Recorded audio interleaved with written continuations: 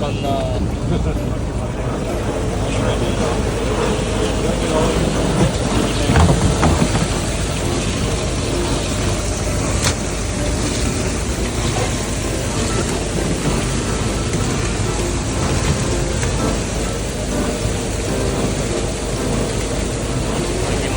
こんだけです。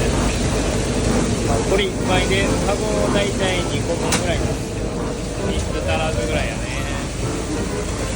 あかんな。いろんな混ざり物が。稚魚いっぱいや。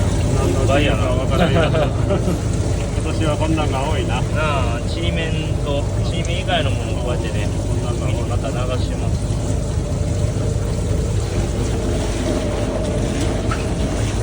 4月と魚種が混ざってたら安いんですよね、値段がね。